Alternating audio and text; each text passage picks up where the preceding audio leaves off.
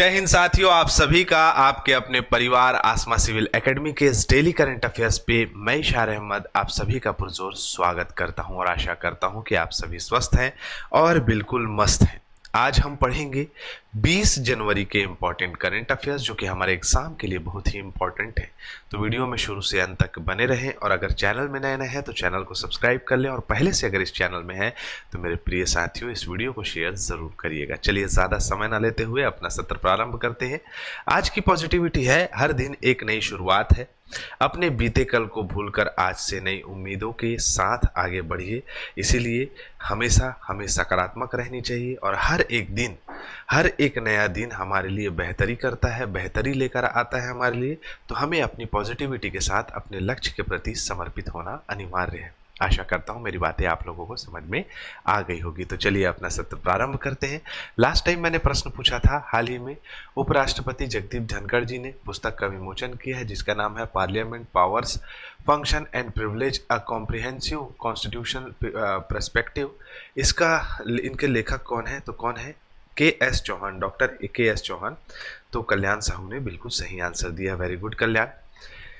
अगला प्रश्न है हमारे सामने, 20 जनवरी को कौन सा दिवस मनाया जाता है? तो कौन सा दिवस मनाया जाता है? तो पेंगुइन जागरूकता दिवस मनाया जाता है। अंटार्कटिक में ज्यादातर पाई जाने वाली ये जीव की प्रजाति मुख्य रूप से प्राकृतिक या कहा जा सकता है कि प्राकृतिक संतुलन के लिए बहुत ही जो है मतलब आपका फेमस है और पर्यावरण संरक्षण और पारिस्थितिकी तंत्र को बेहतर तरीके से क्या बोलना चाहिए बैलेंस करने के लिए जो है ये जानवर जो है बहुत ही महत्वपूर्ण है।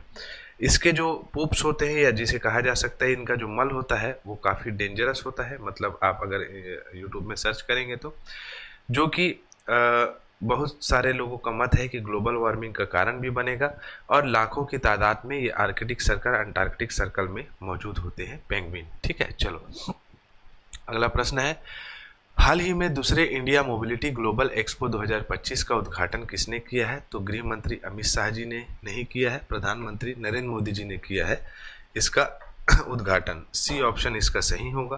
कहाँ हो रहा था? तो भारत मंडपम दिल्ली में इसे आयोजित कराया गया है। क्यों आयोजित कराया गया है? मुख्य रूप से जो 4 व्हीलर व्हीकल्स आपके जितने भी साधन हैं, गाड़ियां हैं, उनके मतलब कहा जा सकता है उनका एक्सपो लगा था, उनका प्रेजेंटेशन लगा था जो कि वैश्विक स्तर पे मोबिलिटी एक्सपो को प्रदर्शित करता है कि हम भारत में इन सभी चीज़ों का जो है क्या करते हैं, आपका व्यापार व्यवसाय करते हैं। इस साल का विषय क्या था? तो सीमाओं से परे भविष्य की ऑटोमोटिव वैल्यू चेन का सह निर्माण करना और बेहतरी करना, मतलब कि एक्सपांड करना। ठीक है, चलो राष्ट्रपति प्रबोवो सुबियांटो भारत के 76वें गणतंत्र दिवस समारोह में मुख्य अतिथि प्रधानमंत्री हैं, राष्ट्रपति हैं और ये आएंगे। ठीक है, 2024 में कौन आए थे? तो जो 2024 में राष्ट्रपति इमैनुअल मैक्रो आए थे, कहाँ के? फ्रांस के। और 26 जनवरी 1950 में जब पहला गणतंत्र दिवस मनाया गया था तो इंडोनेशिया के पहले राष्ट्रपति सुकर्णो आए थे। ठीक है, चलो अगला है, जैसे कि भारत से आए हुए मुख्य विदेशी अतिथि, मैंने सारी चीज़ें रख दी है, आप इसको प्रॉपर आपके पास पीडीएफ मिल जाएगा तो इसको रीड जरूर कर लीजिएगा। ठीक है, मैं अगर पढ़ाने लगूंगा तो क्लास थोड़ी ज़्यादा लंबी हो जाएगी। गणतंत्र दिवस के मुख्य अतिथि का चयन कौन करता है? तो विदेश मंत्रालय के द्वारा किया जाता है। मंत्रालय इस उद्देश्य से विदेशी नेताओं के चयन के लिए पहले कई कारकों को विचार करती है, जैसे कि उनकी आर्थिक, राजनीतिक, सैन्य संबंधों के कारकों को विचार को देखती है, मतलब कैसा उनके साथ हमारा रिलेशनशिप है। फिर देखती है कि वो जो आपका विदेशी मुखिया जो है वो फ्री है या नहीं है, तो उनको जो है क्या किया जाता है, कॉल करके पूछा जाता है। फिर उसके बाद जो है प्रॉपर उनको आमंत्रण दिया जाता है प्रधानमंत्री की ओर से। ठीक है, विदेश मंत्रालय के तरफ से। ठीक है, तो वो भारत में आते हैं। ठीक, चलो आगे बढ़े। अगला है, हाल ही में निम्नलिखित में से किसे प्रधानमंत्री संग्रहालय और पुस्तकालय सोसाइटी की कार्यकारी परिषद के अध्यक्ष के रूप में फिर से नियुक्त किया गया है? तो क्या नाम है इनका?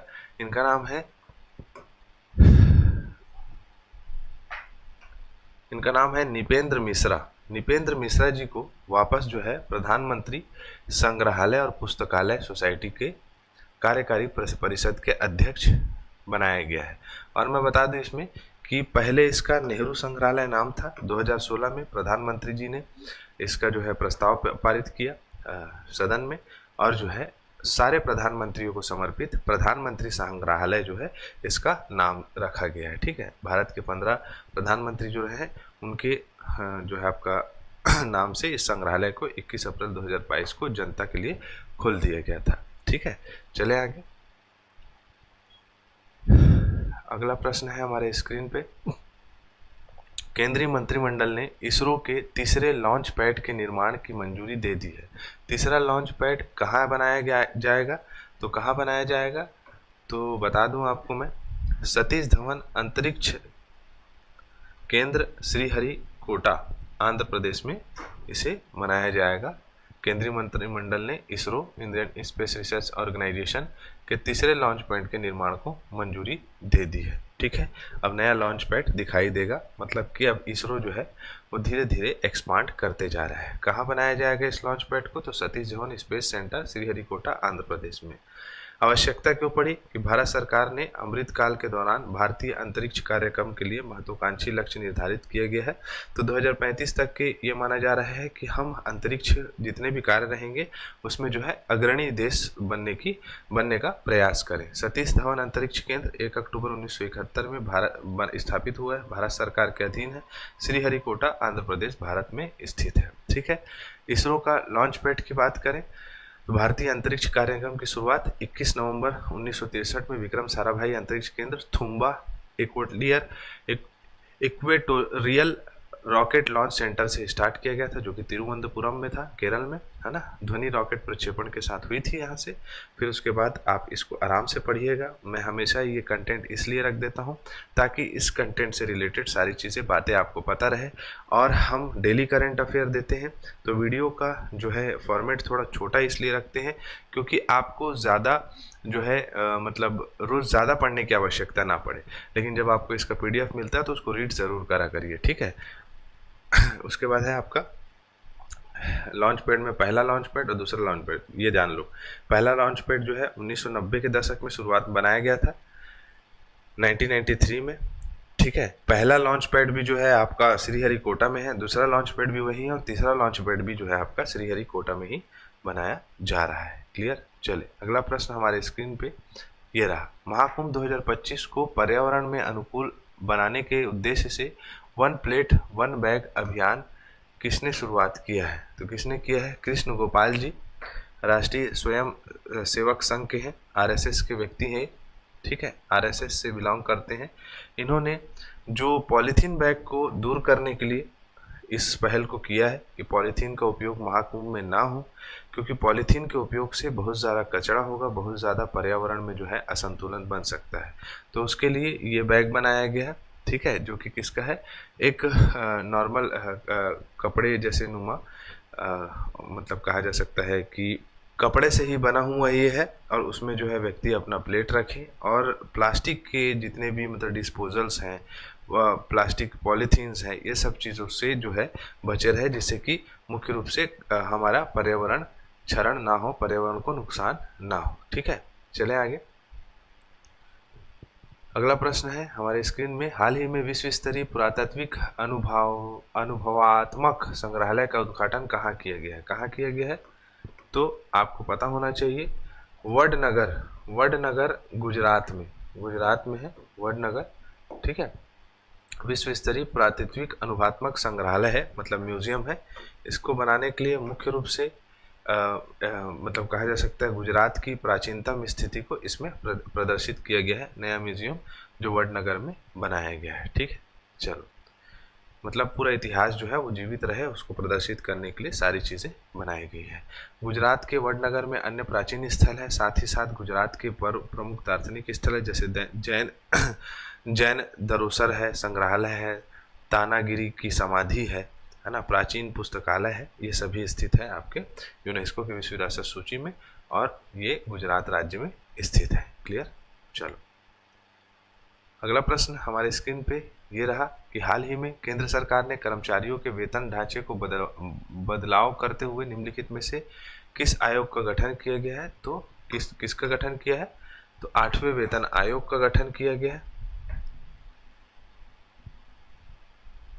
सभी ने इसको पेपर में जरूर पढ़ा हो। अब कर्मचारियों के वेतन से संबंधित जो भी क्रिया प्रतिक्रिया रहेगी उसमें जो है क्या होगा? इंक्रीमेंट होगा। वेतन आयोग केंद्र सरकार अपने कर्मचारियों के वेतन ढांचे को संशोधित करने के लिए पेंशन भुगतान निर्धारण करने के लिए एक संकल्प प्रस्ताव के माध्यम से वेतन आयोग का गठन करती है। यह एक प्रशासनिक निकाय है। सामान्य परिस्थितियों में केंद्र सरकार प्रत्येक 10 वर्ष पर वेतन आयोग का गठन करती है। 1947 से अब तक के 7 वेतन आयोग स्थापित किए जा चुके हैं, ये 8वां है। ठीक है, संरचना कैसी होती है इसकी? एक अध्यक्ष, 2 सदस्य होते हैं। इनकी नियुक्ति केंद्र सरकार द्वारा की जाती है। सर्वोच्च न्यायालय के सेवानिवृत्त न्यायाधीश को वेतन आयोग का अध्यक्ष नियुक्त किया जाता है। ठीक है, इसका काम क्या है? वेतन आयोग के सरकारी कर्मचारियों के लिए वेतन संरचना, लाभ, भत्ते, सिफारिश, इन सब सारी चीज़ों की जो है आपका नियमावली बनाना और जो है उनको वेतन प्रोवाइड करना। क्लियर है? अब तक गठित वेतन आयोग पहला था 55 रुपये में प्रति माह न्यूनतम वेतन सिफारिश, फिर 80, फिर 185 हुआ, फिर 750 हुआ, फिर 2550 हुआ। अब छठा जो है 7000 और 1800 जो है 18000 जो है 7वां वेतनमान था। 18वां बोलता हूँ भाई, 8वें वेतनमान का जो है आप कमेंट बॉक्स में बताएं कि क्या इनका पे स्केल है। ठीक, चलो। राजस्थान के केवलादेव राष्ट्रीय उद्यान में एक दुर्लभ कीटभक्षी पौधा पाया गया है जिसका नाम क्या है? तो इसका नाम है यूट्रिकुलेरिया। यूट्रिकुलेरिया को जो है मतलब ये मिला है कहाँ? तो केवलादेव राजस्थान के राष्ट्रीय उद्यान में। ये क्या है? तो कीटभक्षी है, ये कीड़ों को खाता है, ऐसा पौधा है। ठीक है, जिसका नाम जो है क्या है? नाम है इसका तो यूट्रिकुलेरिया।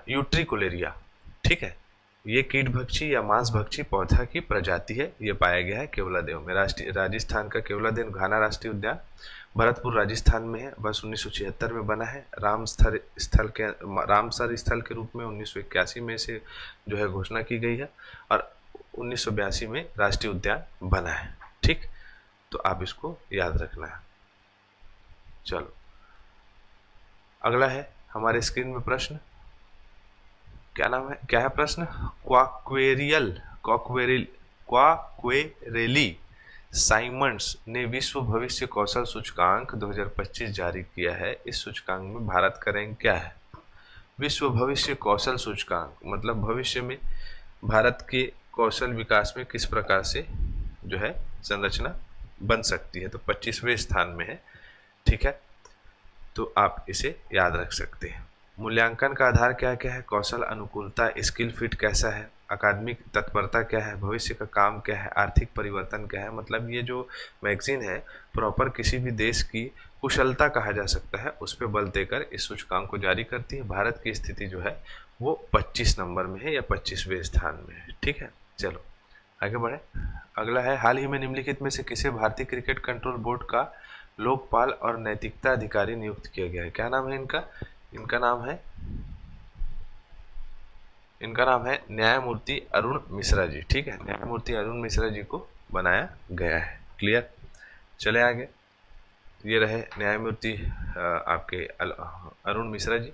इनको बीसीसीआई का लोकपाल या बीसीसीआई या भारतीय क्रिकेट कंट्रोल बोर्ड का इनको बनाया गया है विधि अधिकारी, ऐसा समझ सकते हैं। ठीक है, भारतीय क्रिकेट कंट्रोल बोर्ड की बात करें तो 1928 में स्थापना हुई है। मुंबई महाराष्ट्र में मुख्यालय है। रोजर बिन्नी इसके अध्यक्ष है। पुरुषों टीम के कोच गौतम गंभीर है। महिला कोच रमेश पवार जी नहीं है ना, इसको महिला कोच जो है महिला टीम के कोच जो है, मतलब मेरे प्रिय साथियों याद रखिएगा कि महिला क्रिकेट टीम के जो कोच हैं वो उनका नाम है अमोल